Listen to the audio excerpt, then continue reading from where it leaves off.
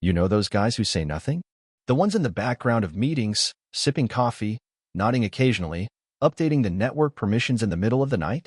Yeah, that was me. I was the guy people called when Outlook froze or when someone clicked the wrong link and ended up with 27 tabs of Russian roulette ads blinking at them. Sean Carter, 39. Freelance IT contractor for mid-tier firms. Quiet, clean-cut, played well with others. The type that fixes your problem and disappears before the meeting even ends. And that's exactly how I liked it. My wife? Olivia, 32, marketing manager turned strategic brand director, or whatever inflated title they gave her after she started spending more time at the office than at home. And no, I didn't think anything of it at first. Late nights? It happens. Industry mixers? Sure. Girl dinners? Okay, that one felt a little overcooked, but fine. What I didn't question was the promotion. 6 months ago, Olivia started working with this guy, Brent Riddick, vice president of marketing for a boutique firm downtown. Ran the place like it was his personal castle, all whiskey tumbler handshakes and open-collar arrogance. I met him once. Briefly. He shook my hand, looked over my head, and said something about how people like me keep the gears turning. That's when I knew. Not that he was sleeping with her. That came later. What I knew then was this. He didn't think I mattered. Big mistake. Huge. The funny thing is, I wasn't even her firm's IT guy. They had their own in-house staff. I worked mostly on back-end security contracts, remote audits, and a few hush-hush fixes for other departments. But one day, Olivia came home flustered. Her work laptop was acting up, and their internal tech team was swamped. "Can you take a look?" she said, setting the machine on the kitchen counter. I nodded. Didn't ask questions. Didn't even need to. She handed me everything I needed, admin access, passwords, and the digital key to a story she didn't know she was starring in. That night, I ran a full scan. What I found? Nothing yet. But I installed a keystroke logger anyway. Just a little line of code. Nothing fancy. Something a kid with a YouTube tutorial could have done. Because I wasn't looking for viruses. I was looking for proof. Over the next 2 weeks, I watched. Not constantly. Just enough. Slack messages. Emails. Calendar events that mysteriously ended with Uber receipts from the same hotel. Then I found it. The message that flipped the entire script. Brent, still thinking about last night. The way you looked in that dress. Damn. Olivia, you're going to get me in trouble. Again, winky face. I stared at the screen. Let it burn into my eyes. That's when I realized. It wasn't new. This wasn't some heat-of-the-moment affair. This had been ongoing. For months. Late nights. PowerPoints. Strategy sessions. She wasn't climbing the corporate ladder. She was sleeping her way up it. And me? I was just the quiet husband. The guy fixing bugs while she built fantasies in hotel sheets and glass-walled offices. But what Brent didn't know, and what Olivia had clearly forgotten, is that I wasn't just the IT guy. I was a silent partner in the investment firm that backed her entire company.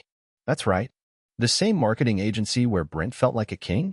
I helped fund it 3 years ago through one of my shell core tech investment under a different name. I never wanted control. Just a return. But now? Now I wanted blood.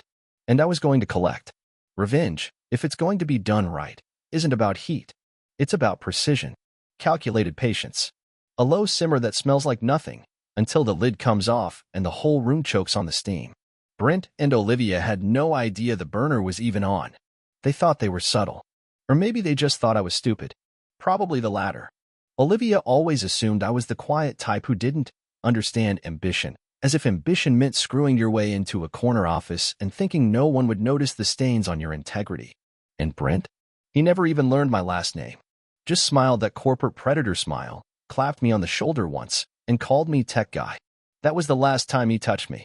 Because 3 days after I installed the keystroke logger and started collecting Slack transcripts, I reached out to my lawyer, the one who manages my quiet little shell corporations. I want to buy more shares, I said. How much more? He asked. Enough to own it. Quietly. Now here's the trick to buying a company from the inside. Don't knock on the front door. You go around back, real slow, and slip in while they're busy arguing over the thermostat. Brent's firm wasn't public. It was held by a cluster of private investors and a founding group of 3. One of those founders had recently stepped back due to health concerns, and his shares were up for silent bid. My bid? Came from a shell entity 2 degrees removed from my name. Clean. Quiet. Boring enough that no one noticed. I didn't need control at first. I just needed enough to call a vote. A few months later, I made 2 more acquisitions through another holding firm, this one listed out of Denver, tied to an advisory group with zero press. By the time summer rolled around, I had 51% majority control. VP Riddick, Brent, had no clue the janitor's closet was about to get promoted before him.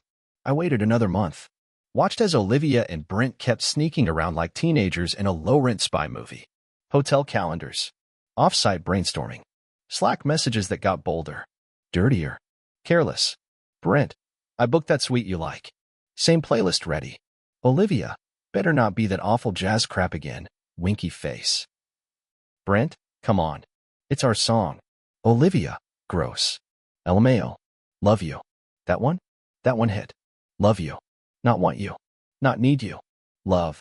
She never even used that on me in text anymore. It was always KK or cool, thanks.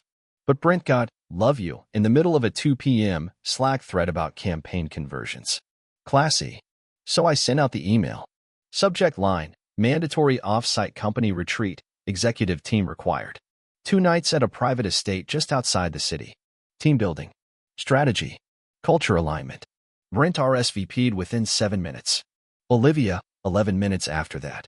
You could almost hear the grin behind the keyboard. They probably thought I was footing the bill so they can spend a weekend getting paid to lie in the same bed. Technically, they weren't wrong. Just not in the way they imagined. The estate belonged to a friend of mine, a guy who owed me a favor. Quiet place. Scenic views. Conference room with AV hookups and a discreet little speaker system wired into every wall. Perfect setting for an ambush wrapped in a PowerPoint. I waited until day 2. After the first round of trust falls and branding exercises and pointless group yoga. After the wine. After Brent got just comfortable enough to kick his feet up and talk about streamlining leadership roles. That's when I took the mic.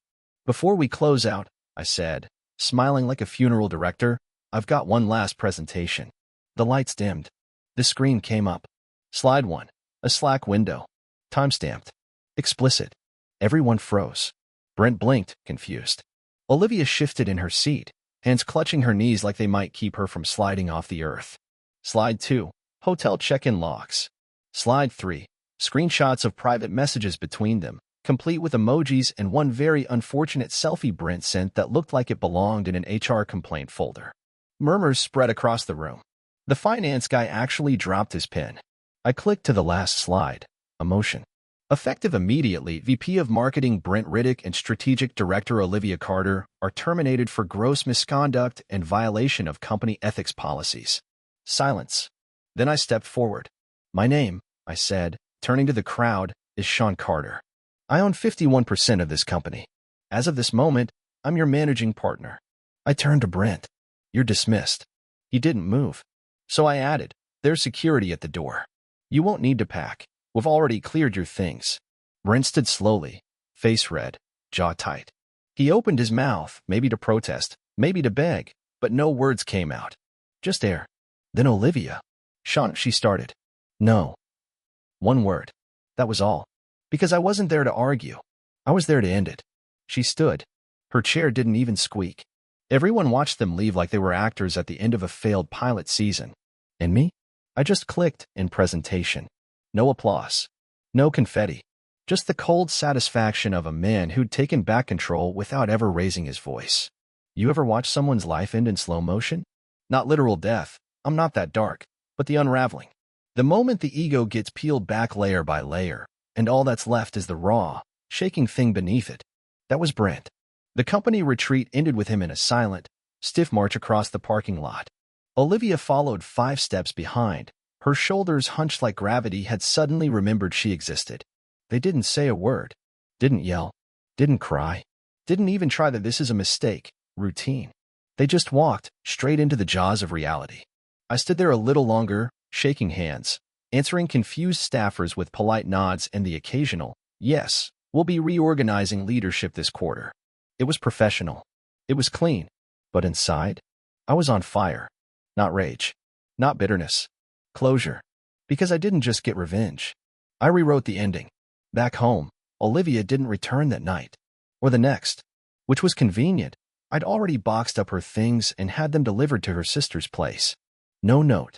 No argument. Just her old life in a U-Haul box, waiting to be processed. The apartment felt cleaner after that. Like her presence had been smog, and I'd finally cracked a window. I changed the locks. Updated the passwords. Erased her fingerprints from every system she'd ever touched. The digital kind, and the emotional ones too. She sent one message the following week. I don't even know who you are anymore. I didn't respond. Because finally, she was right. She didn't know me. She never had. I was the background guy. The IT fix. The husband who was so patient. The man who just doesn't get what it's like to want more. But now, I was the man who had everything she thought she could steal. And more. Brent tried damage control. I heard from a former colleague that he spun some tale about a power play and a disgruntled partner with a vendetta. But it didn't hold. Not after I made the Slack messages public inside the company for transparency, of course. I didn't broadcast them to the world. Just internal HR records. But leaks happen. They always do. A week later, Brent's LinkedIn profile quietly disappeared. Olivia's too. No job title. No resume updates. Just ghosts in a machine they once used to plan their fantasy empire. Meanwhile, I was conducting board meetings from a clean office with a better view and zero tolerance for phonies. I kept the team lean. Promoted from within. Focused on culture, ethics, and measurable results. Funny how people actually like working in an honest environment when the power-drunk execs are gone. But I wasn't quite done. No, see, revenge is nice. But legacy? That's where the real sting lives. So I did one final thing. A quiet move. Almost petty, but undeniably poetic. I had Brent and Olivia's Slack messages, the worst ones framed. Professional layout. Matte black frame. Right between the marketing team's whiteboard and the break room microwave. At the top, in clean Helvetica font. What you do in the dark matters. No names. No dates. Just the receipts. Everyone knew what they were. And if they didn't, they asked. And got the story. Soon, the whole office knew. Not because I told them. Because the silence around it was loud enough to echo. A month passed. Then two. Then, like clockwork, I got a call from a recruiter. Hey, we just got an inquiry about Olivia Carter. She listed your company as a reference. Mind if we verify? I leaned back in my chair. Smiled. Sure, I said. You want the short version or the screenshots? Pause. Let's start with short. Unethical. Breach trust. Terminated for costs. I don't recommend her in any capacity. Click. Olivia didn't work in marketing again. She tried. Jumped industries. Even rebranded herself under a new name on a freelance site. Didn't matter. People talk. Whispers spread. And she faded. Not dramatically. Not in flames. Just quietly. Like a browser tab you forget to reopen. Me? I kept building. That company I now owned? Sold it 18 months later for a profit large enough to fund 2 retirements and a vacation home I didn't even need. I didn't do it for the money. I did it for the record. The evidence. The proof that you can come from the background and still write the final chapter. I didn't raise my voice. Didn't flip tables. Didn't slash tires. I just waited. Watched. And when the time came, I stepped forward. Not as the IT guy. As the man who couldn't be ignored anymore. There's something peaceful about watching the people who underestimated you quietly destroy themselves. You don't have to lift a finger. Just let gravity do the work. Or in this case, ego.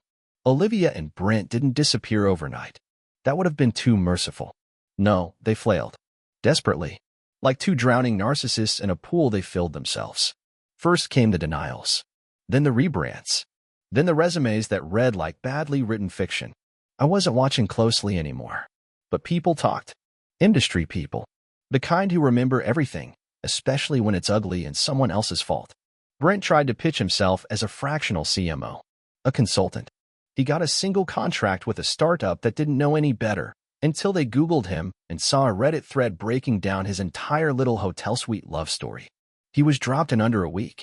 Olivia didn't even get that far. She tried bouncing to PR, crisis comms. Ironic, considering she was the crisis. But the moment she emailed her CV to one of our former clients, guess whose name showed up in the forward folder on my desk? Yeah, mine. The client CC'd me with a simple note.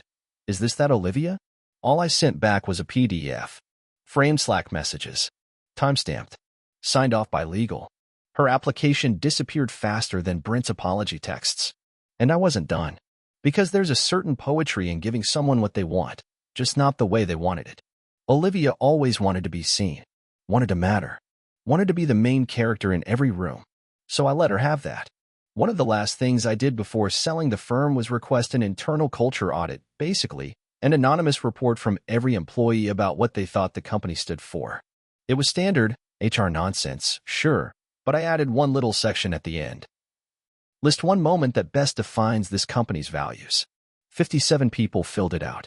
36 mentioned the retreat, but one stood out. When leadership showed us that no one, no matter how high, is untouchable, especially if they lie.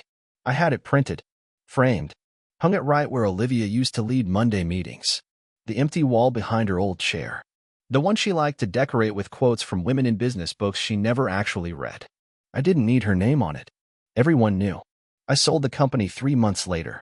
Quiet deal. Big payout. Bigger satisfaction. The final nail? I made the sale contingent on a clause. Olivia and Brent were barred from future employment at any of the firm's affiliates for life. It was buried in the acquisition paperwork under personnel restrictions, prior conduct. They never saw it coming, because by then, they weren't watching me anymore. They were too busy watching their inboxes fill with rejections and their phones stop ringing. That's the thing about burning bridges while you're still on the island.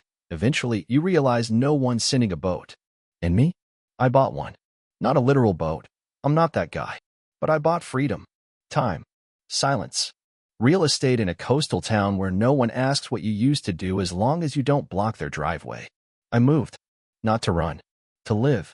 A 2-bedroom place. Big windows. Office with a view of the water. My neighbors know me as the guy with the dog, not the guy whose wife slept with her boss and got fired on a retreat. I still freelance. Still work in tech. But only when I want to. And not for people like Brent. Never again for people like Brent. There are nights I sit on the porch, whiskey in hand, and think about how close I was to letting it go. To swallowing it. Pretending I didn't see the signs. Didn't feel the shift. Didn't hear her say, girl dinner, and know she was tasting someone else. But I didn't let it go. And because of that, I'm not the footnote in her story. She's the stain in mine.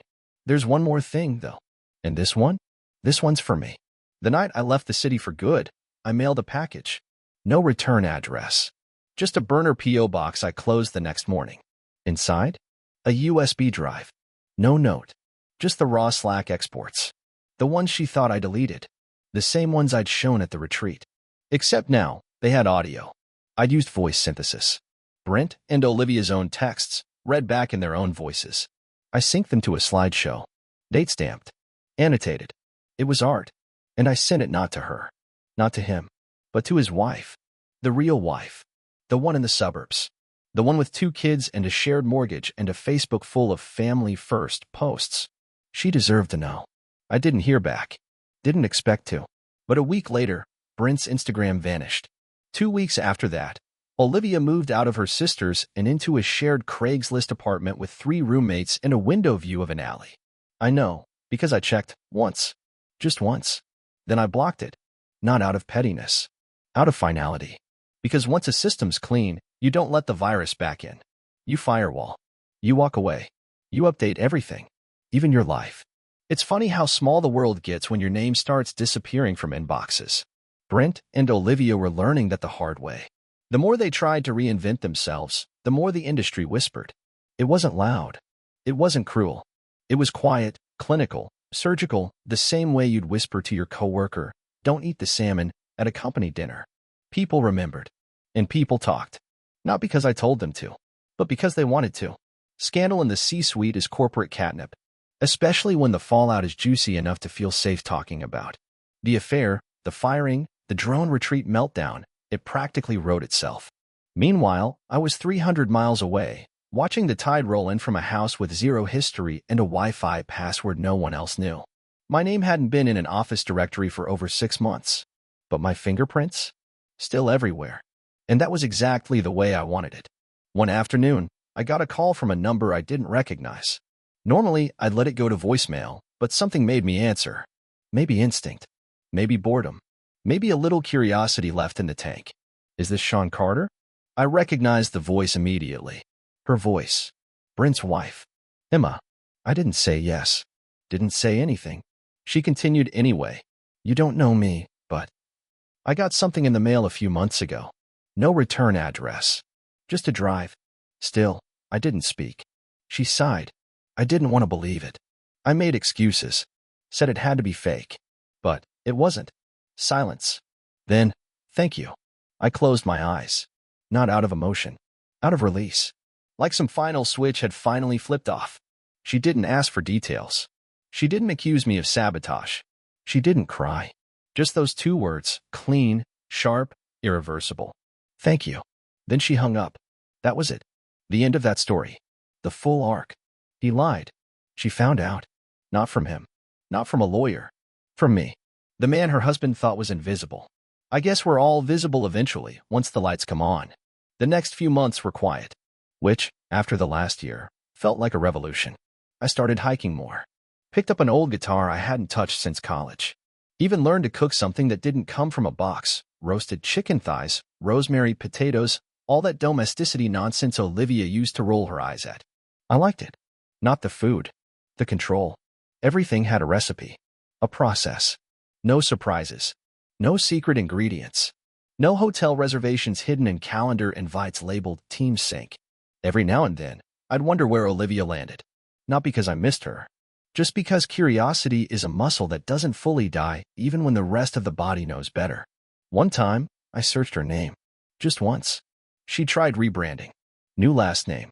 New profile photo. A marketing blog that hadn't been updated in 3 months and had exactly 2 subscribers, one of whom was her. There was a desperation in it. Like she was shouting into an empty hallway, waiting for someone to echo back. But no one did. Because Olivia had committed the cardinal sin of corporate survival, she got caught, and she didn't own it. She tried to pivot without apology. Tried to be the phoenix without burning. And people smelled the smoke anyway. A week later, I got an email from the acquisition firm that bought the company. Subject, Breakroom Artwork Inquiry. I laughed before I even opened it. Inside was a polite, overly corporate message from some new HR rep asking if I'd mind if they took down the framed Slack messages in the break room. Apparently, a few junior employees found them disturbing and not in line with the new DI-friendly culture shift. I replied, keep them up. Or don't. Your walls, your choices. But if you do remove them, maybe frame this quote instead. What you tolerate, you encourage. Sean Carter. I hit send and deleted the thread. Because I didn't care anymore. I wasn't keeping score. The scoreboard had already frozen. I had one. Some nights, I'd sit on my porch with a bourbon, dog at my feet, and think about the moment this all started. Not the affair. Not the promotion. Not even the keystroke lager. No, before that. Back when Olivia used to come home late, smile distractedly, and kiss my forehead like I was furniture she hadn't gotten around to replacing. That was the first betrayal. Not the cheating. The forgetting. The slow erasure of me from her story. That's what people don't understand. Affairs don't happen in a moment. They happen in inches. In late nights and small dismissals and phones turned upside down on kitchen counters. She chose her exit 1 inch at a time. And I let her. Until I didn't. Until I built the door she thought she could walk through and locked it behind her as she stepped out. That's not revenge. That's justice. And if that makes me cold, so be it. Cold is stable. Cold doesn't lie. Cold keeps everything from rotting. It's amazing how quiet life gets when there's no one left to lie to you. That's what I think about most, sitting on the back porch, sipping coffee before the sun decides if it's showing up today. Not about Olivia. Not Brent. Not even the company I sold like a used lawnmower to the highest bidder. No, I think about silence. Its weight. Its worth. People underestimate peace. They confuse it for boredom. But when you've lived long enough under someone else's noise, someone else's stories and explanations and half-chewed apologies, silence becomes the most beautiful form of ownership. I own my silence now. No more fake dinner conversations where her phone buzzes under the table. No more pretending that the way she smiles when she talks about Brent's ideas doesn't have teeth behind it. No more therapy terms she weaponized to excuse her lack of basic decency. Gaslight, love language, emotional labor. She had a whole glossary to dress up betrayal in silk and call it growth. It wasn't growth. It was rot. And now it's over. For good. I got an email yesterday. From a reporter, of all people. Freelancer. Said he was writing a piece on executive misconduct in corporate America and had heard a pretty wild story involving a marketing VP a woman named Olivia, and some framed Slack messages. I smiled. It's spreading. The legend. I didn't reply, of course. That would have been tacky and unnecessary. Let the story tell itself. I've already had my say. I just made sure everyone else could hear it. But I did forward it. To Olivia. New Gmail address. The one she used when she tried freelancing as a brand storyteller. No subject line. No message. Just a screenshot of the email. She didn't reply. Didn't have to. I imagine she's living in some beige apartment with mood lighting and a chair she tells herself is mid-century modern, but was really just on sale.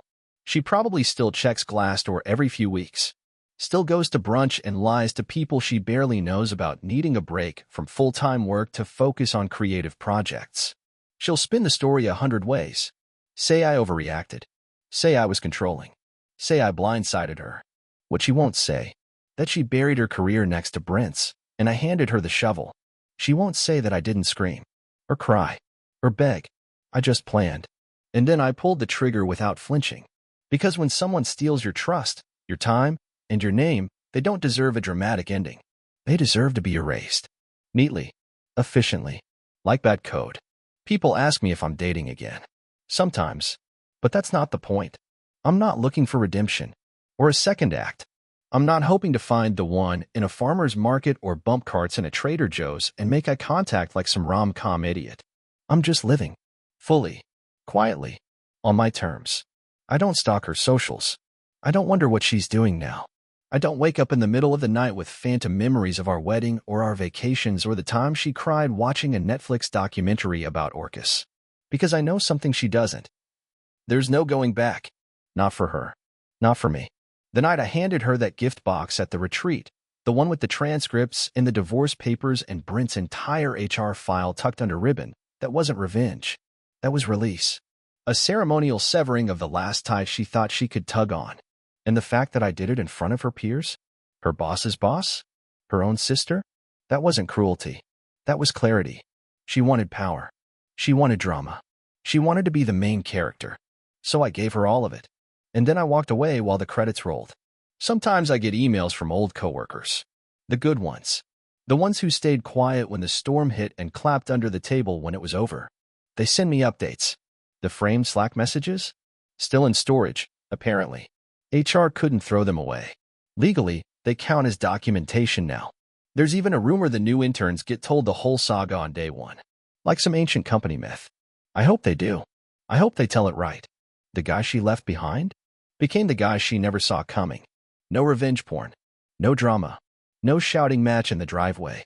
Just a man with access, patience, and a very long memory. I didn't hack her. Didn't trap her. I watched her do it all herself. And then I built a stage so everyone else could see it too. And when she asked me to stay, to talk, to be adults, I gave her the same thing she gave me for 6 months straight. Silence. I'm not bitter. I'm not angry. I'm just clean. Wiped. Reformatted. Fresh install of a life with better security protocols. And if she ever Googles me, she'll find nothing. Because I'm not a man you find anymore. I'm a man you remember when it's already too late. Subscribe to the channel